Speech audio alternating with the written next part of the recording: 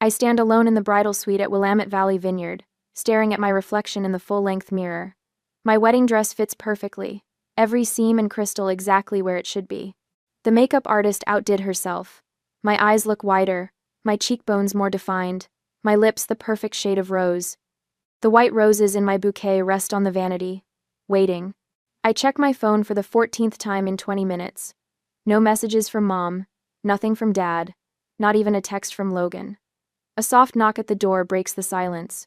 Martha, the wedding planner, pokes her head in, her practiced smile barely hiding her concern. "It's time, Caroline. Are you ready?" My eyes drift to the window overlooking the ceremony space. 90 guests are seated in neat white chairs. The string quartet plays softly.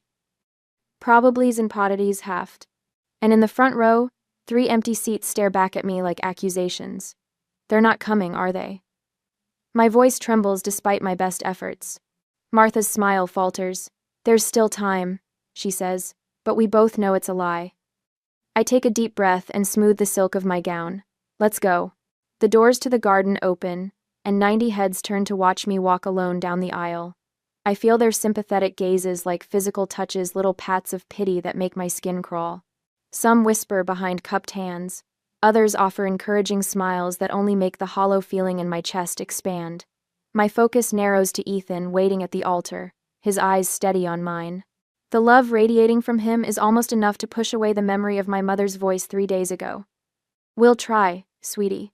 Logan's firm has an event that weekend.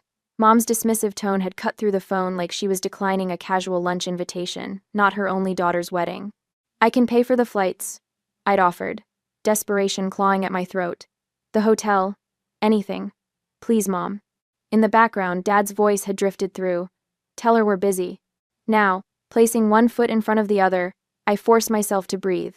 In, out. One step, another step. I will not cry. I will not give them the satisfaction, even in their absence. When I reach Ethan, he takes my hands in his. His fingers are warm, solid, real.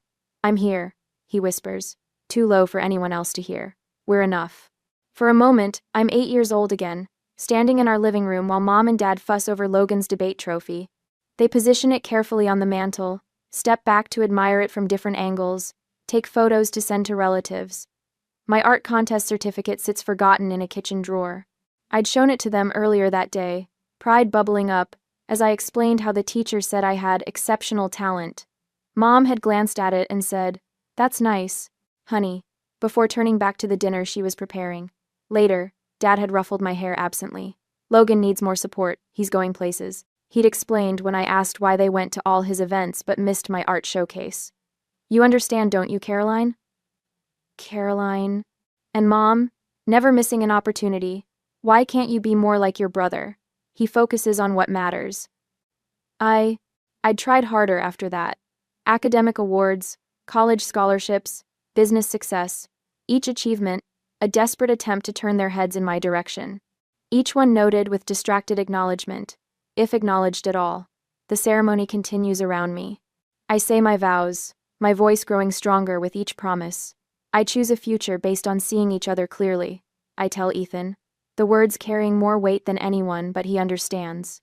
When the officiant pronounces us husband and wife, Ethan's mother envelops me in a warm embrace.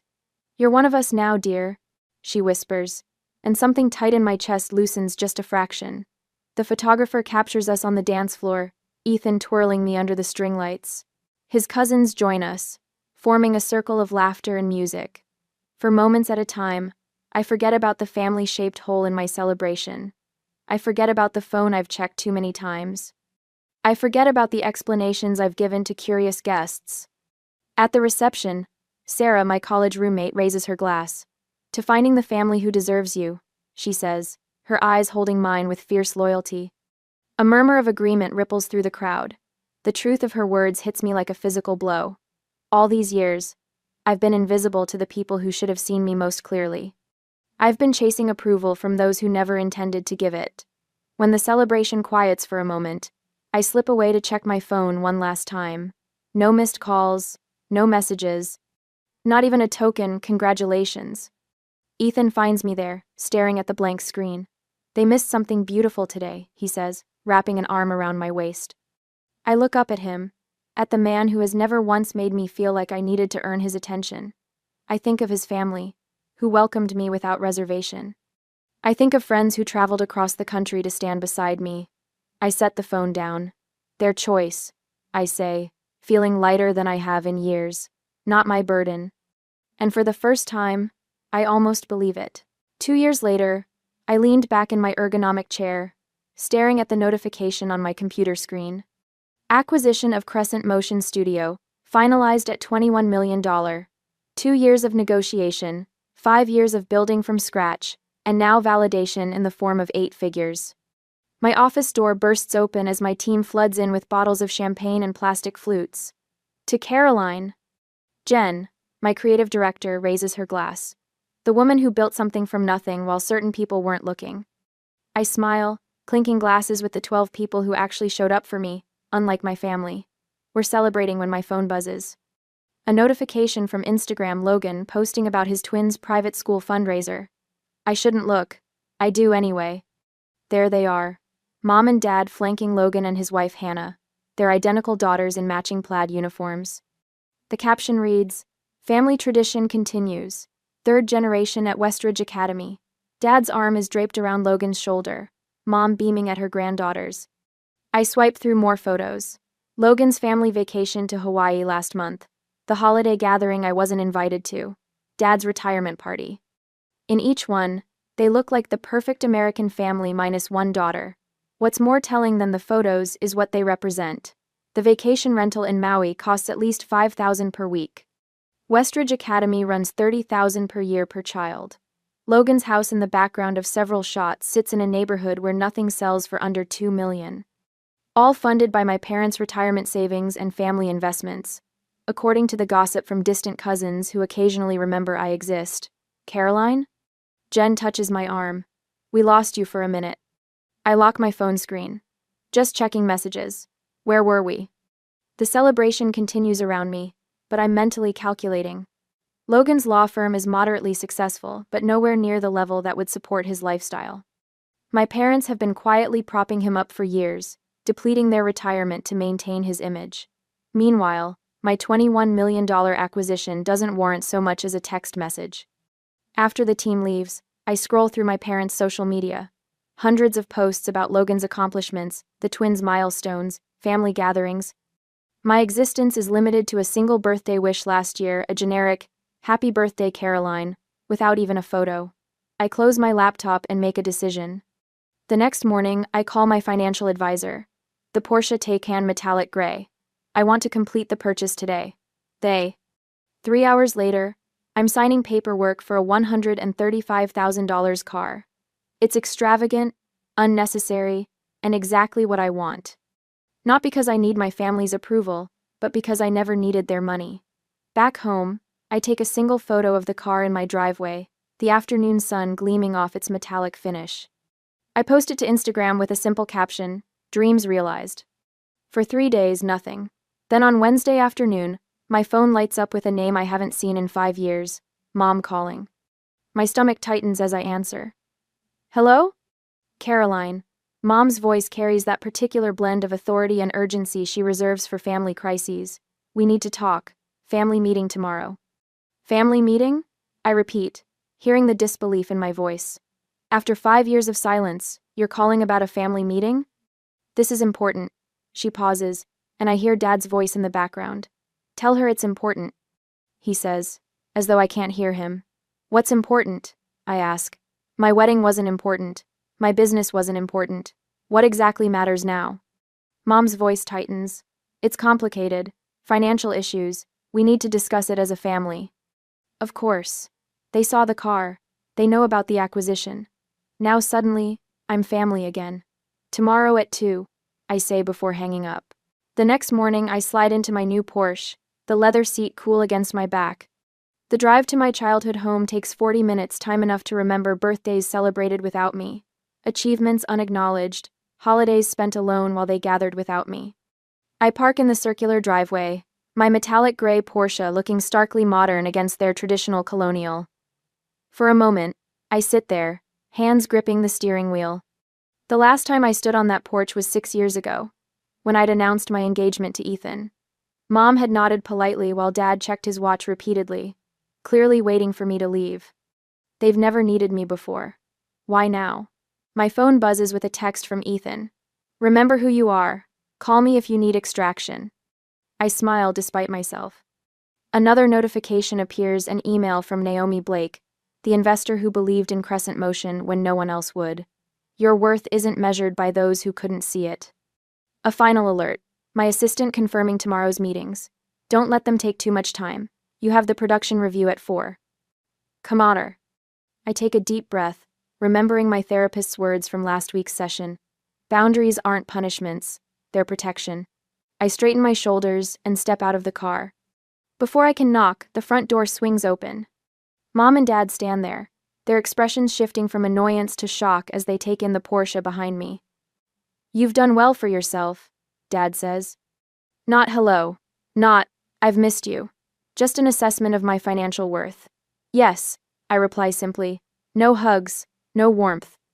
They lead me to the dining room table where Logan and Hannah already sit, their faces a study in calculated concern. Caroline. Logan nods, as though we spoke last week instead of 5 years ago. Let's get straight to business, Dad says, pulling out financial folders.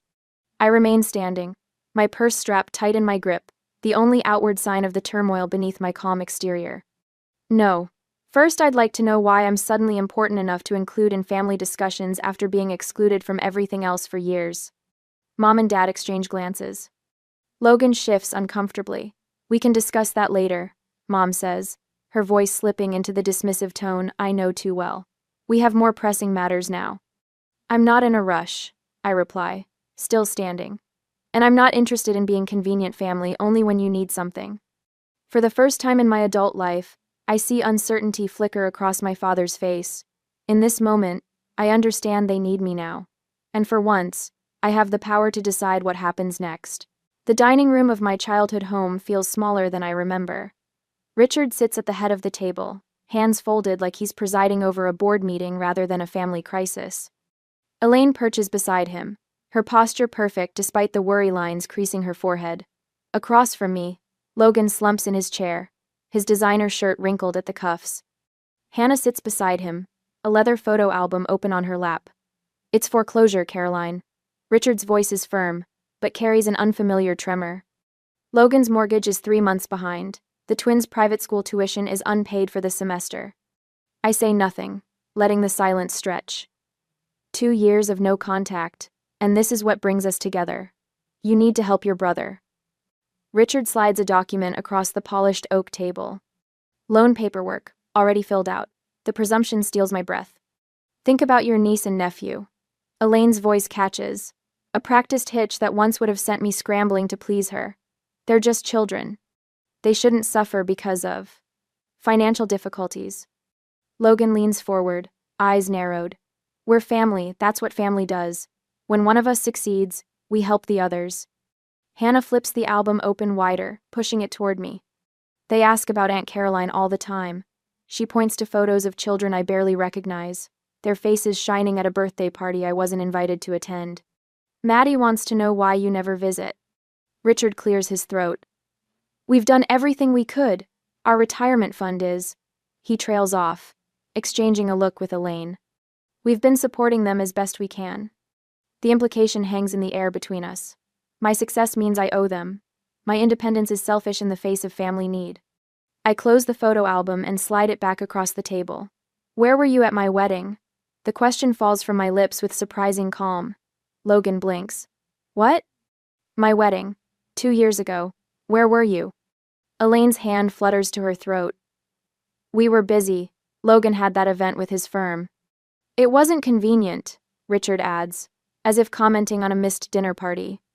I nod slowly, feeling something crystallize inside me. And yet here you are now, because you saw the Porsche on Instagram. You only contacted me because you saw the car. Logan's face flushes. That's not fair. Isn't it? I sit straighter, feeling the power of my financial independence in my spine. Where there once was anxious curve, there's steel. I built everything alone, every scholarship, every client, every late night. Where were any of you? Richard's eyes narrow. What's that got to do with the current situation? Everything. I fold my hands on the table, mirroring his posture. I'm listening. Tell me why I should write a check today. Logan slams his hand on the table. You always had to prove something. Always showing off how smart you were, how creative, how special. Some of us were just trying to live normal lives. Richard's hand settles on Logan's shoulder. Your brother had more potential. We had to nurture that. You were always so independent. We're still your parents, Elaine whispers, tears gathering in her eyes. Despite everything, you were parents in title only. My voice remains steady, surprising even myself. You missed my high school graduation. You missed my college scholarship ceremony. You missed the launch of my company. You missed my wedding. I tap the table with each missed milestone. You missed my life. And now you want to share in what that life has built. Caroline, Richard starts. You didn't build this success. I continue. You don't get to share it. My phone vibrates in my pocket. I glance down to see Ethan's message. You okay? Meeting running long. Inner asso. The sight of his name brings back Naomi Blake's words when she invested in my startup. You don't need approval from anyone who can't see your light. I think of my team at Crescent Motion, their faces shining as we toasted the acquisition. People who chose to see me, to support me, to believe in what I could build. In my briefcase rests the contract for the foundation funding, signed by the board last Tuesday. People who trust me with purpose, not just money. Richard slides the loan paperwork closer to me. We're only asking for what's reasonable. Family helps family. The interest rate is quite fair, Elaine adds, as if offering a favor. Logan's smirk returns, confident now. Blood is thicker than water, Caro. I stand slowly, deliberately. The motion draws their eyes, their bodies leaning forward expectantly. I reach for my briefcase and set it on the table with a soft thud. I've made a different decision, I say. Logan's eyes fix on my hands as I unlatch the briefcase. Richard shifts forward in his chair. Elaine's fingers twist the napkin in her lap. Instead of a checkbook, I withdraw a single document and place it on the table. This is the announcement for the Rivera Media Scholarship Foundation. $16 million to create opportunities for young women in digital media arts. I smooth the paper with my fingertips. The press release goes out tomorrow morning. 16 million? Logan chokes out the number. Named after Miss Rivera, my high school media arts teacher. The woman who attended my gallery showings when my family was too busy. The money is legally protected in a foundation trust. The board approved the allocation last week. Silence falls like concrete across the table. I'm helping girls who never got the applause I didn't get, I say, gathering my belongings. That's what family means to me. Logan's face contorts, veins standing out on his forehead. You're wasting it on strangers. On nobody girls who deserve better than what I got. I snap my briefcase closed. Girls who need someone to see them, to invest in them. My parents sit stunned, staring at the paper that represents millions they'll never touch. I pick up my phone, turning the screen toward them. A recording app displays an active timer, 36 to 14 and counting. I've also documented every manipulative message from today. I say quietly. Every threat, every demand, every guilt trip. Just in case anyone gets creative with legal claims against the foundation. I walk toward the door, my footsteps echoing in the silence. Behind me, I hear Logan's chair scrape back violently. You can't just leave. His voice cracks. We need that money. I pause at the threshold, not turning back. No, Logan. What you needed was to show up. At my graduation, at my company launch, at my wedding. I place my hand on the doorknob. But that opportunity has passed. The door closes behind me with a soft click that sounds like freedom. The Porsche purrs beneath me as I drive away from my childhood home, my knuckles no longer white on the steering wheel. The further I get, the steadier my hands become. I press the call button on my dashboard. It's done, I tell Ethan when he answers. They showed exactly who they are. 3. How bad was it? His voice fills the car, concern wrapped around each word. Exactly what we expected. I take a deep breath, feeling lighter than I have in hours. Logan lost his mind when I showed him the foundation paperwork. Dad tried to salvage the situation, but Mom just kept crying about family obligation. Are you okay? A fair question. I glance at myself in the rearview mirror, surprised to find no tears, no flush of embarrassment. only a clear-eyed woman looking back. I'm better than okay. For the first time, I saw them clearly, without hoping for something different. I'm proud of you, Ethan says. Remember, Foundation Board meeting at 9 tomorrow morning. Everything's ready for the press announcement. The timing had been deliberate. Establish the foundation legally, before any family confrontation. Schedule the announcement before they could regroup. No emotional pleas, just legal structures they couldn't penetrate. The Rivera Media Scholarship would be my legacy, not a family drama. I'll be ready, I promise before ending the call. The first message comes at 11:47 p.m. By midnight, my phone buzzes continuously with family emergency texts. I silence it and place it face down on my nightstand. The house is quiet except for Ethan's steady breathing beside me. I don't need to read their messages to know what they contain. Morning brings 6 voicemails from my mother, the progression evident in her tone from weepy pleas about family unity to sharp accusations of betrayal, culminating in threats about what people will think of a daughter abandoning her family in their time of need. You've dealt with worse? I tell myself as I apply mascara, the morning routine grounding me. My navy suit, the one I wore when signing the acquisition papers, hangs ready on the closet door. Ethan hands me coffee in my favorite mug. Logan's been calling business associates, he says, scrolling through his phone. And your dad tried reaching my uncle. Predictable. I take a sip, the coffee bitter but fortifying. They're moving faster than I expected, but not more cleverly. The Foundation Board meeting goes smoothly. 12 accomplished women from media and finance, all personally vetted, all committed to supporting young female artists. The press release is approved unanimously. Launch details finalized. The first scholarship recipient will be selected in 6 months. I'm reviewing the event venue proposal when Janine from reception calls. Miss Rivers, your family is here. They're causing quite a scene. Through the glass walls of my office, I can see security already moving toward the lobby. I straighten papers that don't need straightening. Have security escort them out, please, calmly and professionally. I watch through the windows as my mother's voice rises over the general office hum. My daughter is abandoning her family. Her hands gesture wildly, her pearl earrings swinging with the motion. Logan stands beside her, arms crossed, face flushed with the particular shade of red it used to turn when he was denied something as a child. My team watches me for cues. I stand, smooth my skirt, and walk to my office door. It's being handled. I tell them with a calm I've practiced for this moment. Let's continue with our work. Security escorts my family toward the elevators. Logan's voice carries back. This isn't over. We have family obligations you can't just ignore. That evening, I draft a single email to all 3 of them. I have documented your harassment at my workplace. Any further attempts to contact me at my office will result in a formal complaint. All communication regarding family matters must be directed through my attorney, whose contact information is attached. Caroline. Direct and clear, says Patricia, my therapist, 2 days later. We sit in her sunlit office, the faint smell of jasmine tea between us. How did it feel sending that? Necessary. I trace the pattern on the armchair. Not satisfying. Exactly. More like setting a boundary, she offers. Yes. I look up at her. They're showing who they've always been, aren't they? People tend to reveal themselves under pressure, Patricia says. What you're seeing now isn't new behavior, just intensified. The realization washes over me, simple but profound. I wanted their love, but they wanted my resources. That's an important distinction. All those years. My voice trails off as connections form. The childhood neglect, the absent parents, the way they appeared only when I had something to offer. It wasn't my job to earn their love. It was their job to give it freely. Cly. And now? Now I know I'm not responsible for fixing them, I say, feeling the truth of it settle in my bones. There's freedom in that.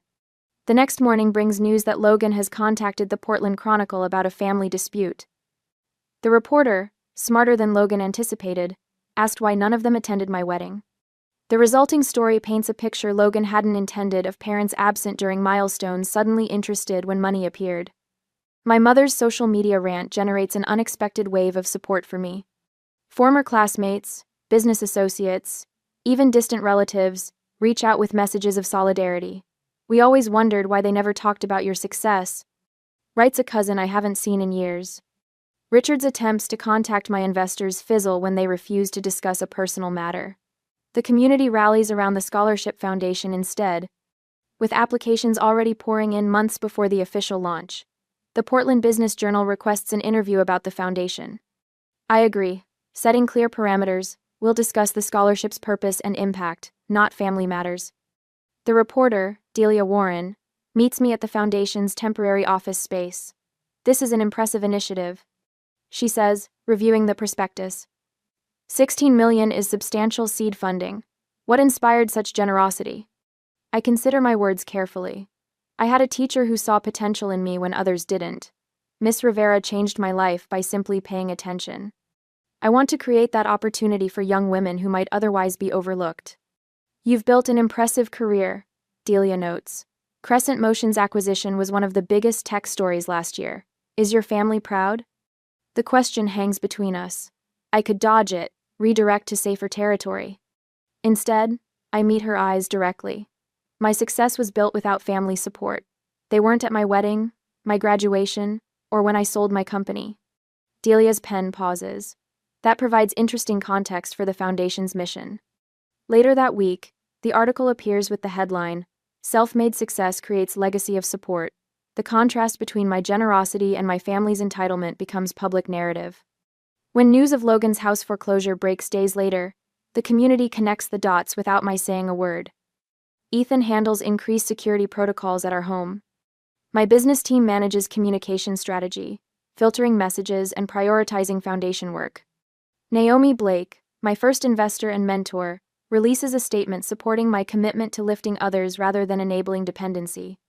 My college friends form a protective circle, filling our calendar with dinners and events that leave no room for dwelling on family drama. Patricia provides anchoring during weekly sessions. The United Front becomes its own kind of family, chosen, intentional, supportive. 2 weeks after the confrontation, I received the Business Leadership Award from the Women in Media Alliance. Standing at the podium, looking out at faces that genuinely celebrate my success, I realize the tables have completely turned. My parents' retirement plans are now delayed indefinitely. Hannah's social position in her precious country club circles has eroded with their financial collapse. Logan's twins will transfer to public school next semester. Meanwhile, the foundation thrives, generating positive coverage that spreads beyond Portland. The story resonates not because I sought revenge, but because I chose to transform pain into purpose. The scholarship committee has selected 3 finalists for the first award. Janine tells me, placing the portfolios on my desk, they'd like your input by Friday. I open the first file and begin reviewing the work of a young woman whose teacher noticed her talent when no one else did. The circle completes itself, healing through action rather than looking backward. Family defined by what it does, not what it claims to be. For the first time in my life, I feel truly seen. In weeks to follow, I deleted the 4th voicemail from Aunt Meredith without listening past her plea of, "Everyone misses you, Caroline." The Thanksgiving invitation sits in my email inbox. Its subject line, "Family needs to be together," a transparent attempt at manipulation. My phone chimes with a text from my cousin Drew. "I don't understand this rift between you and Uncle Richard. Can't you just talk to them?" Of course he doesn't understand. He wasn't at my empty wedding. He didn't witness 20 years of invisibility. A letter arrived yesterday from Mom, the elegant handwriting unmistakably hers. "We always believed in you," she wrote, as if rewriting our entire history. The envelope sits half-burned in my fireplace, its edges curled and blackened like the lies it contains. "Dad called my office directly last week. We need to clear the air," he said, his voice lacking any acknowledgement of what they'd done. My assistant, following strict instructions, told him I was unavailable, permanently. The final straw comes when Logan sends the twins to my office with handmade cards. "We miss Aunt Caroline," written in childish handwriting I know isn't theirs. The manipulation is so transparent it makes my stomach turn. They're using every emotional lever they can find. Ethan observes that evening, examining the cards on our kitchen counter. They're desperate. I flip through the week's collection of attempts, but they still haven't actually apologized. The family attorney calls next, his voice professionally neutral. "There are moral obligations to consider, Caroline. Family ties carry certain responsibilities." The implication is clear. I'm the villain in their story. the heartless daughter who abandoned her struggling family. Pastor Wilson from the church I stopped attending years ago leaves a voicemail. Your parents are deeply concerned. Perhaps we could meet to discuss reconciliation? Two childhood friends, neither of whom I've spoken to in a decade, suddenly reach out. Your parents seem so heartbroken, says one. The holidays are for forgiveness, says the other. When Logan's wife Hannah emails photos of the twins in Halloween costumes, the children ask about you constantly, I nearly throw my phone across the room. They're framing this entire situation as my responsibility, I tell my therapist during our weekly session. My forgiveness, my duty, my failure to be the bigger person. And how does that make you feel? She asks, her eyes steady on mine. Angry, I admit, but also, validated? They wouldn't fight this hard if they weren't afraid of losing control. The foundation selection meeting provides an unexpected challenge. The committee recommends a scholarship for Maya Harrison, a 17-year-old filmmaker whose application video shows remarkable talent and painful familiarity. She reminds me of myself. I tell Ethan that night, quiet, determined, overlooked. I watch her interview video again.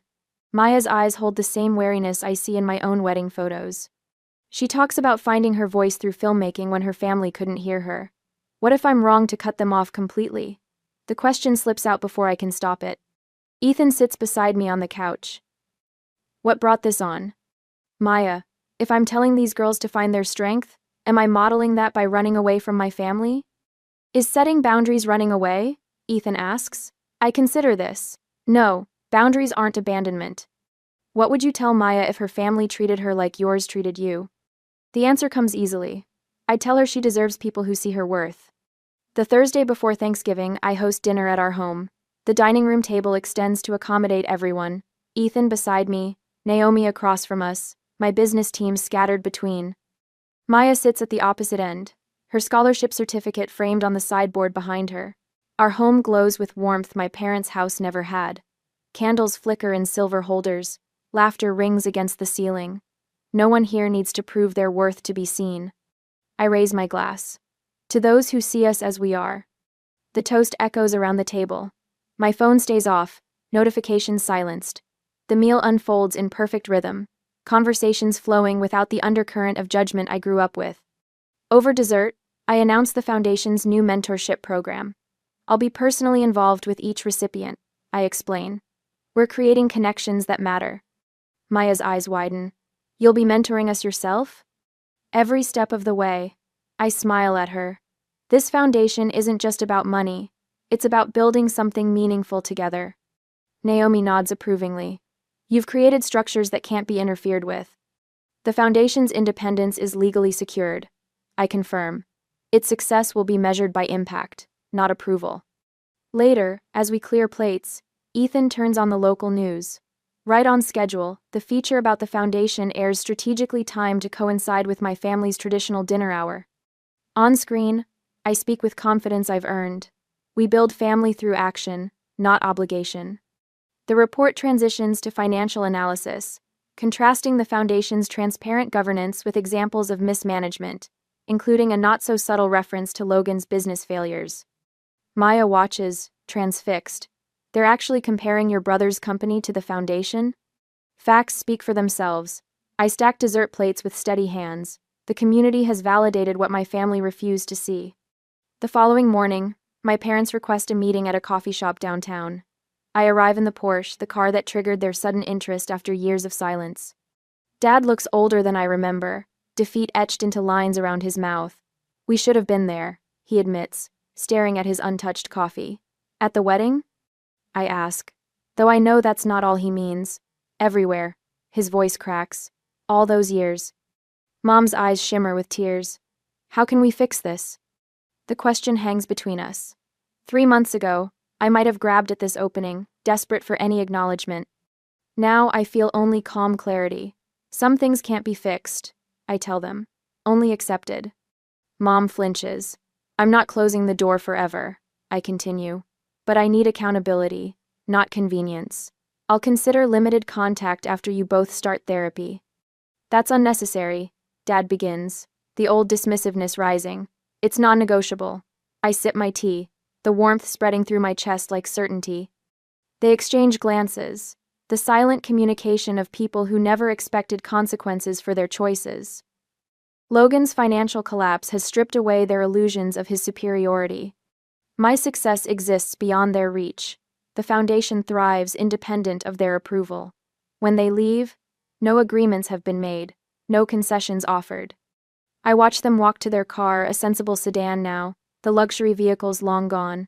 I drive away without looking back, freedom replacing obligation in every beat of my heart. The foundation awaits. Maya's project needs review. My chosen family expects me for dinner. For the first time, I'm moving toward something instead of away from someone, and that makes all the difference. I stand in the sunlit studio of the Crescent Foundation, watching Maya adjust her camera settings. The morning light filters through the tall windows, casting golden patterns across the polished hardwood floor. It's been a year since I faced my family for the last time. What do you think about this angle? Maya looks up, her eyes bright with the same creative fire Miss Rivera once saw in mine. Try moving it slightly to the left. Catch how the light falls across the subject. My voice carries the confidence of a mentor now, not the desperate plea of a daughter seeking approval.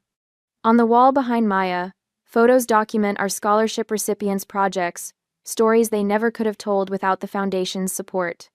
Each frame represents a voice that might have been silenced, just as mine nearly was. My office here replaced the childhood bedroom, where I once dreamed of being seen. Every element from the ergonomic chair to the awards, displayed without apology on floating shelves, I chose deliberately. Nothing inherited, nothing tainted by obligation or guilt. I've finished the final cut of my documentary, Maya says, straightening up. Would you watch it with me? We move to the editing bay where her project plays on the high-definition monitor. The documentary follows 3 generations of women in a rural Oregon family, their struggles and resiliences beautifully captured through Maya's lens. Watching her work, I feel a swell of pride entirely different from anything I've known before. This isn't about me. It's about what she's created, what she'll continue to create. When the final credits roll, Maya turns to me, tears brightening her eyes. You're the reason I believe I can do this, she says, wrapping her arms around me in a spontaneous hug. I think of Miss Rivera, how she recognized something in me when my own parents couldn't be bothered, how her belief sustained me through years of family indifference. Now the cycle continues, not of neglect, but of genuine support. Later that week, I stand at the podium of the Portland Arts Center, accepting a Community Leadership Award. The audience applauds. A sea of faces turn toward me with appreciation, not pity. Ethan sits in the front row, beaming with unrestrained pride. There are no empty seats causing me pain tonight. No phantom family members I wish were here. Every person in this room sees me, truly sees me for who I am. Thank you. I begin, my voice steady. This journey began in invisibility and has led to impact. For years, I measured my worth by the approval I couldn't earn from people who refused to give it. I pause, let my gaze sweep across the room. Now I measure it by what we build together. The standing ovation washes over me like a cleansing wave. My therapist calls it post-traumatic growth, this strange peace I've found after accepting that some wounds never fully heal. I maintain careful boundaries with extended family. Holiday gatherings now center around chosen family, celebrations filled with genuine joy rather than dread. Ethan and I have established our own traditions. Naomi's retirement party at the foundation last month brought together the circles of support that lifted me when blood ties failed. The emergency fund for students facing financial hardship, my latest project, ensures that talent isn't crushed by circumstance. I understand now what these young women need because I lived without it: unconditional belief in their potential. Driving home through Portland in my Porsche, I pass the coffee shop where I once edited videos on a borrowed laptop. Through the window, I catch a glimpse of my parents walking on the sidewalk. Our eyes meet briefly. I don't stop. There's no pain in this moment, only peaceful acknowledgement. They taught me what love isn't. Ethan and my work taught me what it is. Tomorrow, Maya sets up for her next project. I'll be there, camera in hand, showing her techniques I've mastered over years of making myself visible. Family isn't who raises you, it's who lifts you.